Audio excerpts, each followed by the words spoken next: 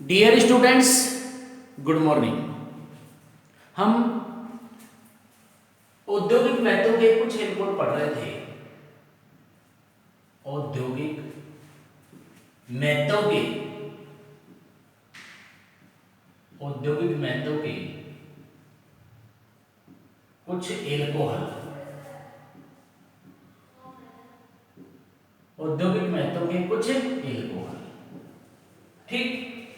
जिसमें पहला चैप्टर था मेथेनॉल। मेथेनॉल औद्योगिक महत्व के कुछ एल्कोहल, ठीक। मेथेनॉल, इसके उपयोग बताने थे। उपयोग देखो किसमें, फॉर्मेल्डिहाइड व आयोडोमेथिन के संश्लेषण में। फॉर्मेल्डिहाइड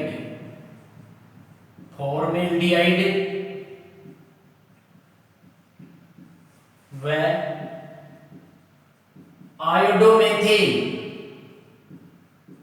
आयोडोमेथिन के संश्लेषण में। और देखो पेंट वार्निश आदि में विलायक के रूप में। पेंट वार्निश आदि में विलायक के रूप में। आदि में विलायक के रूप में, ठीक। पेंट वार्निश आदि में विलायक के रूप में। और देखो एथेनॉल के विकृतीकरण में, एल्कोहल के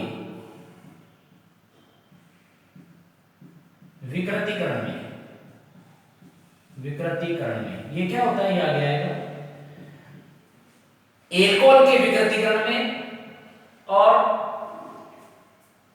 ऑटोमोबाइल रेडिएटरों में प्रतिहित के रूप में। ऑटोमोबाइल रेडिएटरों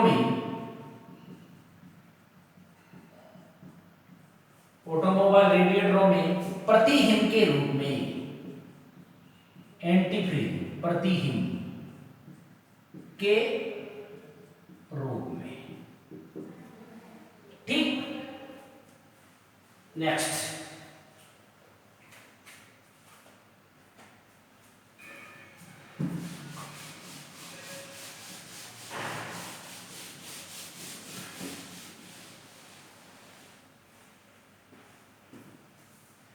दूसरा इसमें इथेनॉल।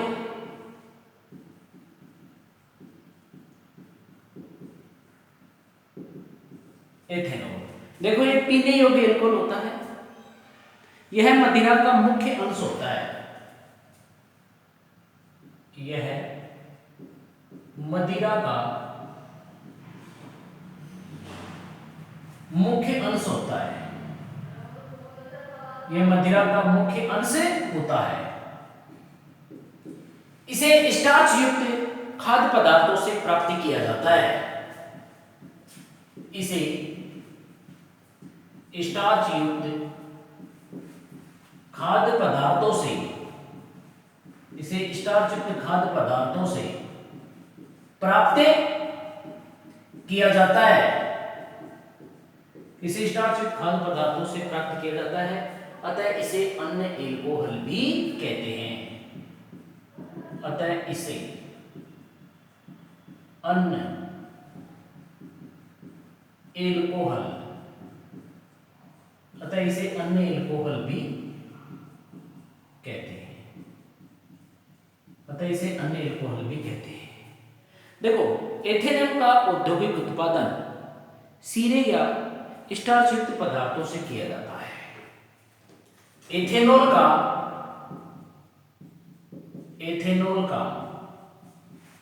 औद्योगिक उत्पादन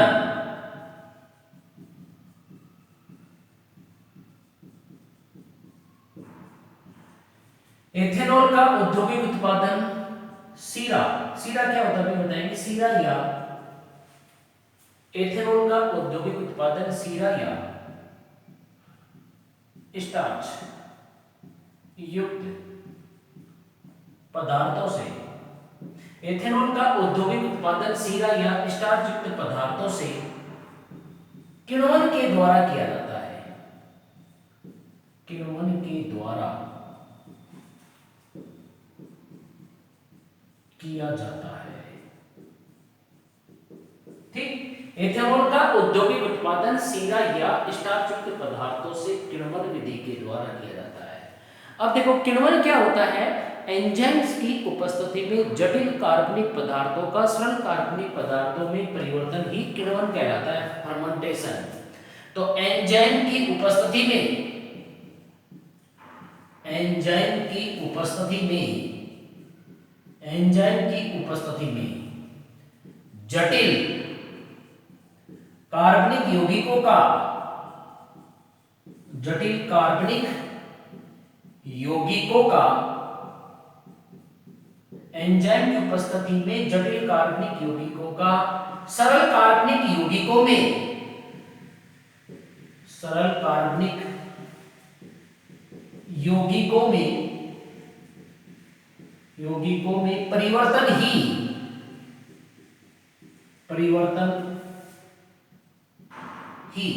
एंजाइम की उपस्थिति में जटिल कार्बनिक यौगिकों का सरल कार्बनिक यौगिकों में परिवर्तन ही किण्वन कहलाता है। किण्वन कहलाता है। ठीक,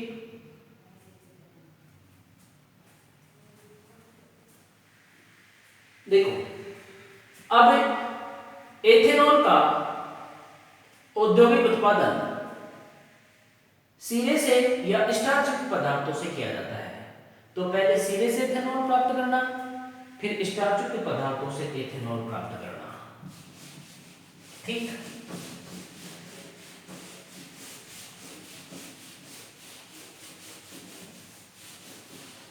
देखो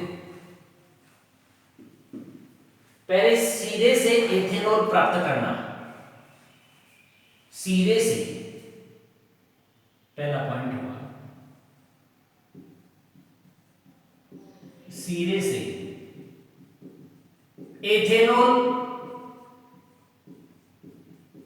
प्राप्त करना,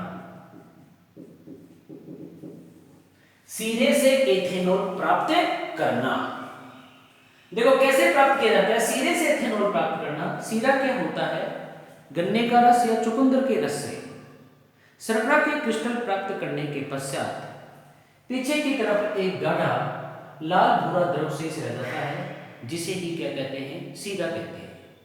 इसमें ग्लूकोज, शर्करा व फ्रक्टोज का मिश्रण होता है और सीरे से एथेनॉल निम्न पदों में प्राप्त किया जाता है। ठीक, तो देखो गन्ने या चुकंदर, गन्ने या चुकंदर के रस से शर्करा की, गन्ने या चुकंदर के रस से शर्करा की क्रिस्टल, गन्ने या चुकंदर के रस से शर्करा के क्रिस्टल प्राप्त करने के पश्चात पीछे की तरफ लाल भूरा द्रव शेष बच जाता है, जिसे ही सीरा कहते हैं, जिसे ही सीरा कहते हैं। ठीक, सीरे में शर्करा, ग्लूकोज व फ्रक्टोज का मिश्रण होता है, मिश्रण होता है। सीरे से एथेनॉल, सीरे से एथेनॉल निम्न पदों में प्राप्त किया जाता है। ठीक, सीरे से इथेनॉल निम्न पदों में प्राप्त किया जाता है।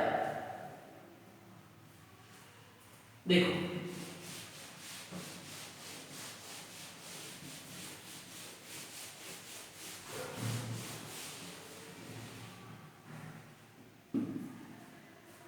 पहला होगा तनुकरण।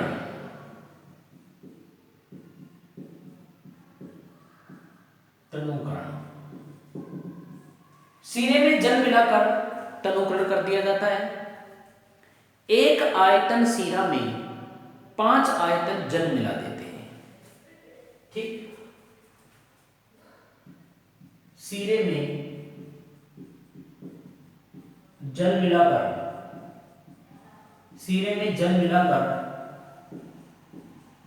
तनुकरण कर दिया जाता है।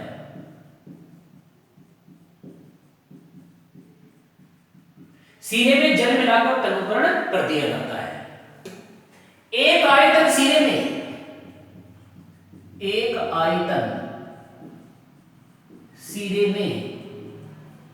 5 आयतन जल मिला देते हैं। ठीक, एक आयतन सीरे में 5 आयतन जल मिला देते हैं 1:5 के अनुपात में। ठीक, बी क्या, अम्ल तथा अमोनियम लवण मिलाना।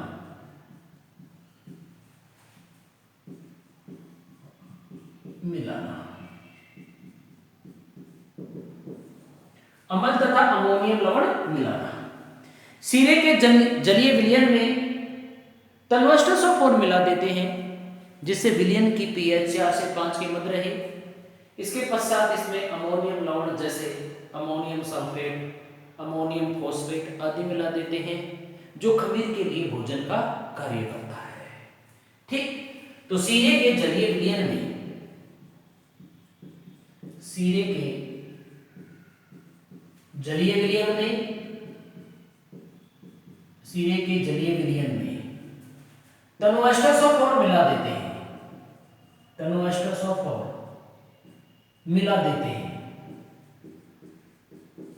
तनुअष्टोसोफोर मिला देते हैं।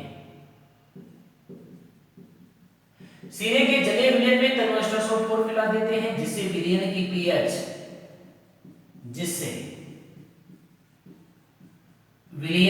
पीएच 4 से 5 के मध्य रहे। इसके पश्चात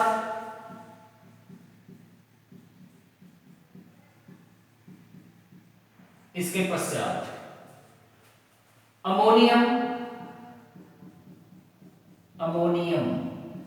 सल्फेट या अमोनियम फॉस्फेट मिला देते हैं जो खमीर के लिए भोजन का कार्य करता है।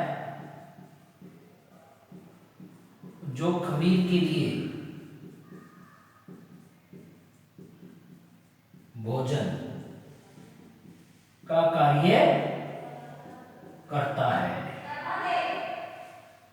ठीक,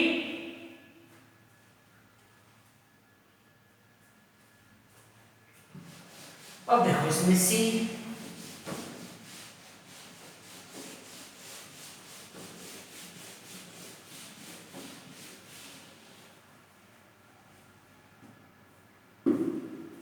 ठीक, सी है खमीर मिलाना।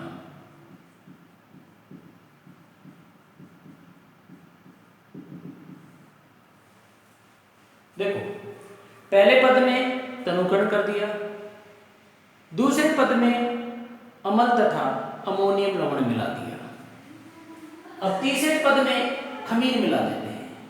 तो इस प्रकार से प्राप्त विलयन में खमीर मिलाकर 298 से 303 केल्विन ताप पर लकड़ी के पात्रों में कुछ दिन के लिए रख दिया जाता है, जिससे खमीर में उपस्थित इन्वर्टेज एंजाइम, ठीक, सुक्रोज को ग्लूकोज व फ्रक्टोज में परिवर्तित कर देता है तथा खमीर में उपस्थित जाइमेज एंजाइम ही ग्लूकोज या फ्रक्टोज को एथेनॉल में परिवर्तित कर देता है। ठीक, तो खमीर मिलाना उपयुक्त विलयन में, ठीक, उपयुक्त विलयन में पहले पद में जल मिला देते हैं, दूसरे पद में अम्ल तथा अमोनियम लवण मिला देते हैं और तीसरे पद में खमीर मिला देते हैं। तो पहले व दूसरे पद के पश्चात तीसरे पद में उपयुक्त विलयन में खमीर मिलाकर 298 से 303 केल्विन, 298 से 303 केल्विन तापमान, उपयुक्त विलयन में खमीर मिलाकर 298 से 303 केल्विन ताप पर लकड़ी के पात्रों में, काष्ठ के पात्रों में, लकड़ी के पात्रों में कुछ दिनों के लिए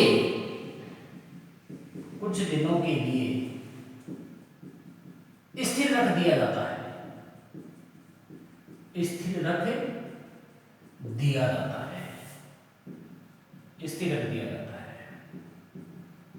जिससे खमीर में उपस्थित इन्वर्टेज एंजाइम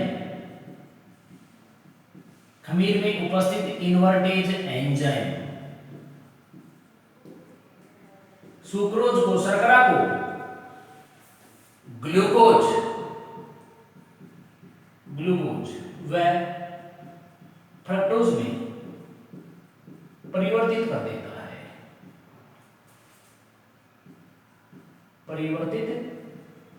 कर देता है, तथा खमीर में ही उपस्थित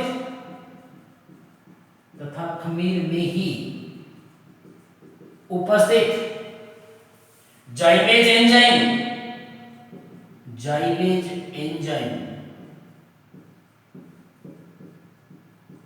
ग्लूकोज या फ्रक्टोज को एथिल एल्कोहल में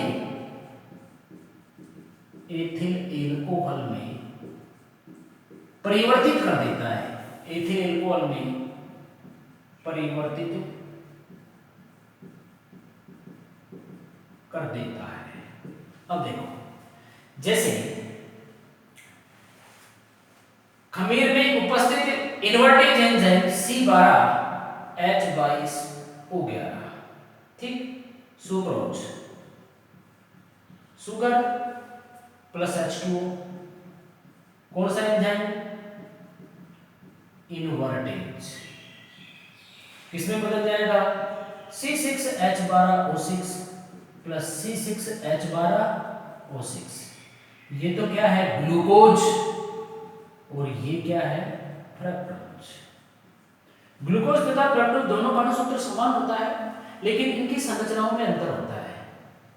वैसे आपको आगे बताएंगे, ग्लूकोज में फर्स्ट कार्बन पर एल्डिहाइड समूह होता है, जबकि फ्रक्टोज में सेकंड कार्बन पर कीटोनिक समूह उपस्थित होता है। संरचना अलग अलग होती है दोनों की। और इसके बाद में क्या कि जाइमेज एंजाइम C6H12O6 ग्लूकोज, ठीक, अभिक्रिया संतुलित है ना, कार्बन 12 6 6 12, हाइड्रोजन 22 2 24 12 12 24, ऑक्सीजन 11 1 12 6 6 12। तो ग्लूकोज जाइमेज एंजाइम किसमें चेंज कर देगा? C2H5 को OH, इथेनॉल, और प्लस क्या? CO2। संतुलित कर लो, यहां पर 2 लगा दो, यहां पर 2। कार्बन कितना है? 6, 2 2 4 2 6, हाइड्रोजन 12, 5 2 10 2 12, ऑक्सीजन 6, 2 2 4 और 2 6, बन गए एथेनॉल।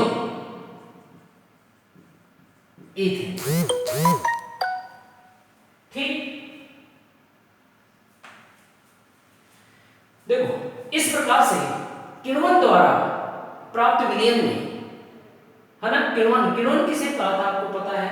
एंजाइम्स की उपस्थिति में जटिल कार्बनिक पदार्थों का सरल कार्बनिक पदार्थों में परिवर्तन ही क्या कहलाता है? किण्वन कहलाता है। यहाँ कार्बन 12 है, 6 में टूट गया। यहाँ कार्बन 6 है, 2 में और 1 में।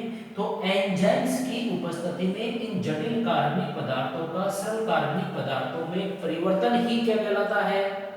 किण्वन कहलाता है।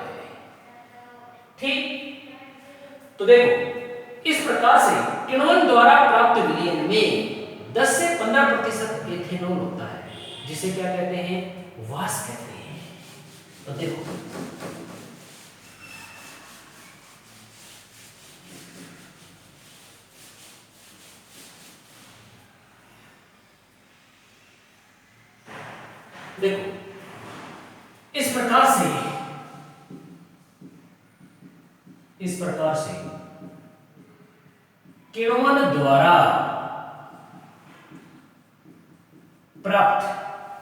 इस प्रकार से किण्वन द्वारा प्राप्त विलयन में 10 से 15% एथेनॉल होता है। इस प्रकार से किण्वन द्वारा प्राप्त विलयन में 10 से 15% एथेनॉल होता है, जिसे वाष्प कहते हैं। वाष्प कहते हैं। अब क्या करना है? वाष्प का आसवन, चौथे पद में डी, वाष्प का आसवन।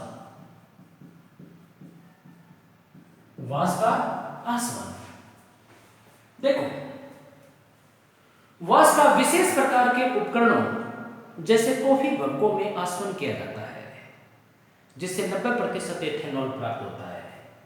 इसके पश्चात इसका फिर 351.2 केल्विन ताप पर प्रभाजी आसवन किया जाता है, जिससे 95.5% एथेनॉल प्राप्त होता है, शेष जल होता है।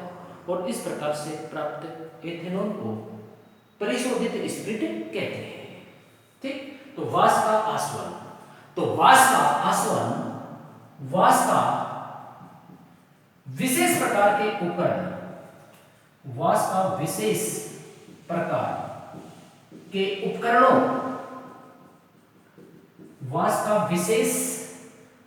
के उपकरणों, जैसे कॉफी भपकों में, ये भट्टी का नाम होता है, कॉफी भपकों में आसवन किया जाता है, जिससे 90% एथेनॉल प्राप्त होता है, जिससे 90% एथेनॉल प्राप्त होता है। ठीक, वाष्प का विशेष प्रकार के उपकरणों जैसे कॉफी बग्गों में आसवन किया जाता है, जिससे 90% एथेनॉल प्राप्त होता है। ठीक, इसके पश्चात 351.2 केल्विन ताप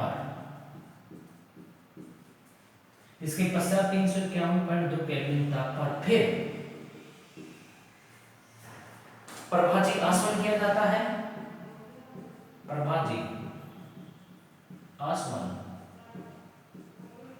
है। जिससे 95.5% शुद्ध एथेनॉल प्राप्त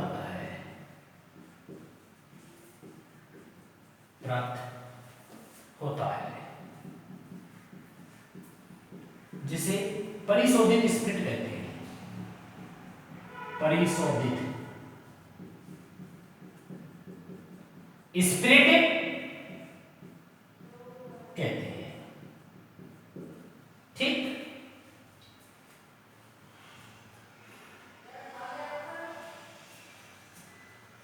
अब देखो इसमें दूसरा चलेगा, स्टार्च युक्त पदार्थों से एथेनॉल प्राप्त करना।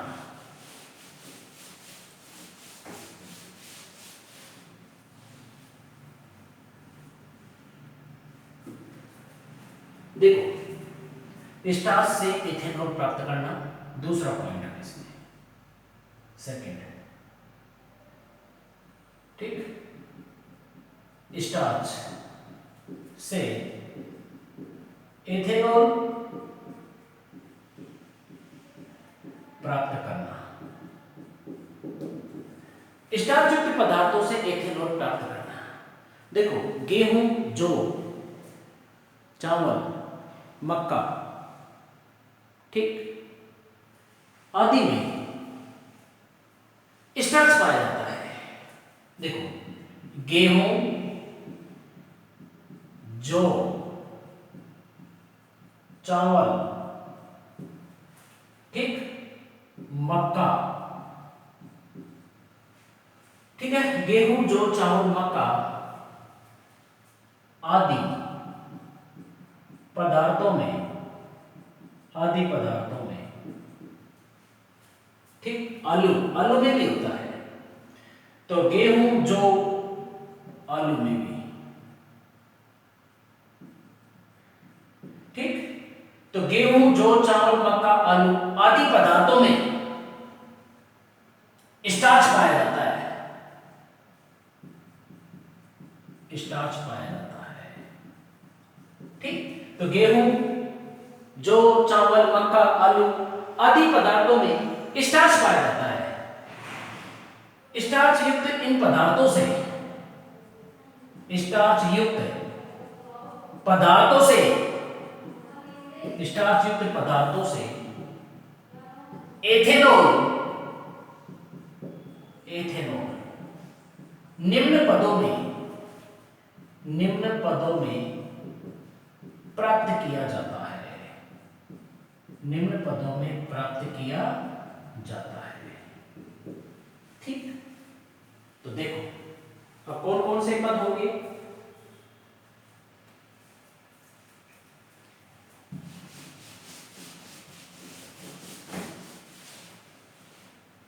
ठीक, पहला पद है इसमें सैकरीकरण है, सैकरीकरण। देखो सैकरीकरण, इस पद में स्टार्च को माल्टोज में परिवर्तित किया जाता है, इस पद में स्टार्च को माल्टोज में परिवर्तित किया जाता है, टोज में परिवर्तित किया जाता है।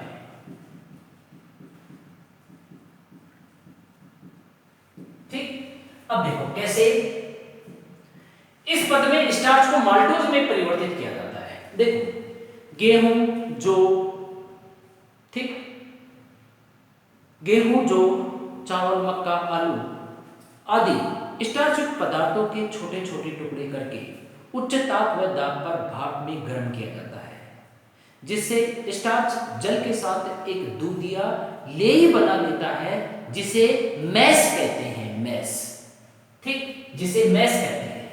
तो देखो जिसे मैस कहते हैं कि आलू, जौ, गेहूं, मक्का, चावल आदि स्टार्च युक्त पदार्थों के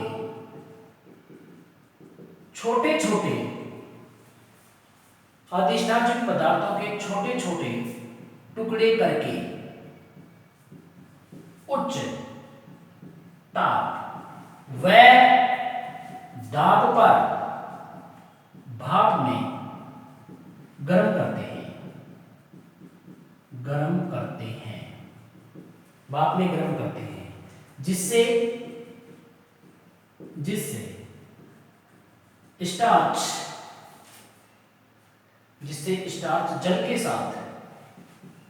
जल के साथ दूधिया लेई बना लेता है, दूधिया लेई बना लेता है, जिसे मैस कहते हैं, मैस कहते हैं। ठीक, अब देखो अगले पद में क्या किया जाता है कि जौ में डाइस्टेज एंजाइम सबसे अधिक पाया जाता है, लेकिन अंकुरित जौ में सबसे ज्यादा होता है। जौ को अंकुरित करने के लिए 288 केल्विन ताप पर अंधेरे कमरे में कुछ दिन के लिए फैला दिया जाता है, जिससे जौ अंकुरित हो जाता है। अंकुरित जौ को पीस लिया जाता है, जल के साथ मिलाकर पीस लिया जाता है तथा फिर छान लिया जाता है। छनित्र को ही माल्ट सत्व कहते हैं, माल्ट सत्व। ठीक, जौ में डाइस्टेज एंजाइम उपस्थित होता है, लेकिन अंकुरित जौ में अधिक मात्रा में उपस्थित होता है,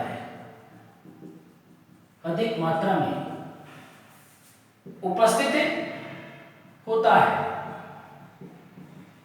जौ को अंकुरित करने के लिए, जौ को अंकुरित करने के लिए 288 केल्विन ताप पर अंधेरे कमरे में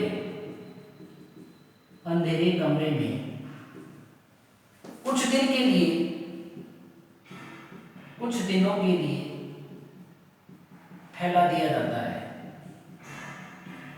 कुछ दिनों के लिए फैला दिया जाता है। ठीक, कुछ दिनों के लिए फैला दिया जाता है, जिससे जो अंकुरित हो जाता है। अंकुरित जौ को पीस लिया जाता है, अंकुरित जौ को जल के साथ पीस लिया जाता है,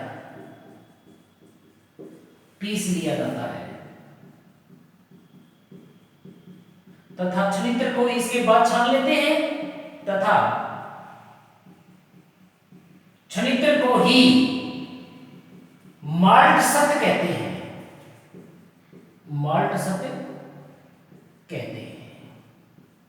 ठीक, देखो इसके पश्चात मैस तथा माल्ट सत्व को मिलाकर रख दिया जाता है, मिला दिया जाता है।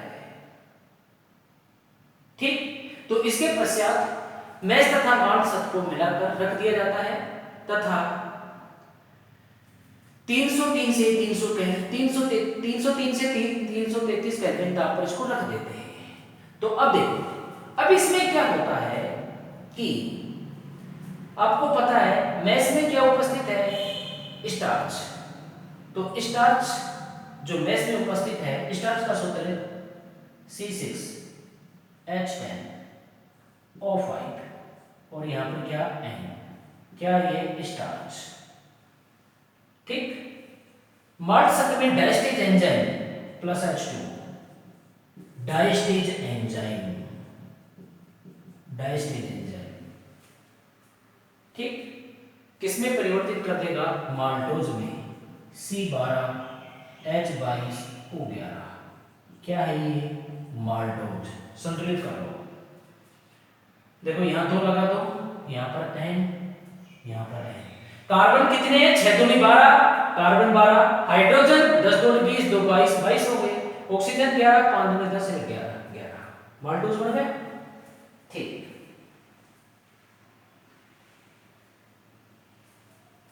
ठीक है। इसके पश्चात दूसरा पद,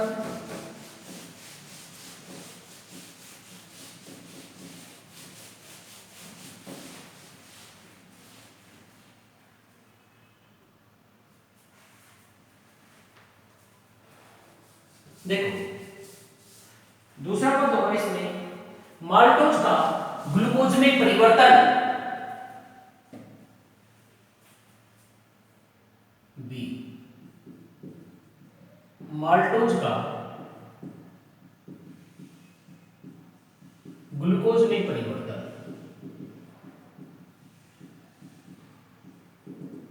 देखो माल्टोज का ग्लूकोज में परिवर्तन, ठीक,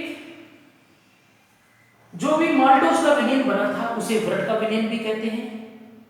ठीक है, इसमें 298 से 303 केल्विन ताप पर खमीर मिला देते हैं। तथा खमीर में उपस्थित माल्टेज एंजाइम माल्टोज को ग्लूकोज में परिवर्तित कर देता है। तो माल्टोज C12H22O11, माल्टोज खमीर में उपस्थित maltase enzyme plus H2O, maltase किसमें बदल देगा, C6H12O6 प्लस C6H12O6। ये भी क्या है, ग्लूकोज, और ये भी क्या है, ग्लूकोज। ठीक, कार्बन 12 6 6 12, हाइड्रोजन 22 2 24, 12 12 24, ऑक्सीजन 11 1 12, 6 6 12। ठीक है, तो माल्टोज का ग्लूकोज में परिवर्तन। ठीक, तो स्टेफन ए में आपको माल्टोज का विलयन प्राप्त हुआ, जिसे व्रट भी कहते हैं, व्रट का विलयन। इसमें खमीर मिला देते हैं तथा इसे 298 से 303 केल्विन ताप पर रख दिया जाता है, जिससे खमीर में उपस्थित माल्टेज एंजाइम माल्टोज को ग्लूकोज में परिवर्तित कर देता है। इसके बाद में सी स्टेप किया जाएगा, ग्लूकोज का एथिल एल्कोहल में परिवर्तन, ग्लूकोज का एथिल एल्कोहल में परिवर्तन, एथिल एल्कोहल में परिवर्तन। आपको पता है कि खमीर में उपस्थित जाइलेज एंजाइम ग्लूकोज को एथेनॉल में परिवर्तित कर देता है कि C6H12O6। कौन सा एंजाइम, खमीर में उपस्थित जाइलेज एंजाइम किसमें चेंज कर देगा, C2H5OH, एथेनॉल प्लस CO2। संतुलित कर लो, यहां 2 लगा दो, यहां पर 2, कार्बन 6 2 3 4 2 6, हाइड्रोजन 12 5 10 2 12, ऑक्सीजन 6 2 3 4 2 6। ठीक, तो इस प्रकार से किण्वन द्वारा, इस प्रकार से किण्वन द्वारा प्राप्त विलयन में इस प्रकार से किण्वन द्वारा प्राप्त विलयन में 10 से 15% एथेनॉल उपस्थित होता है, जिसे वास कहते हैं, वास कहते हैं। ठीक, और डी पद में क्या कर देंगे, वास का आसवन,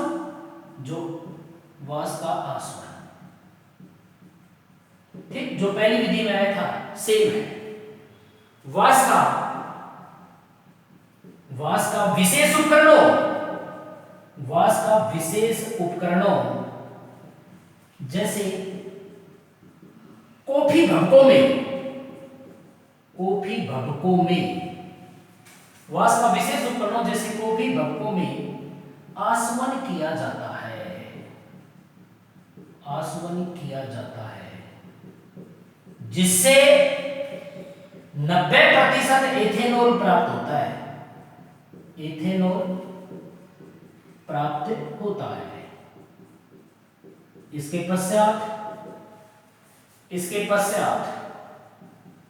इसके पश्चात 351.2 केल्विन ताप पर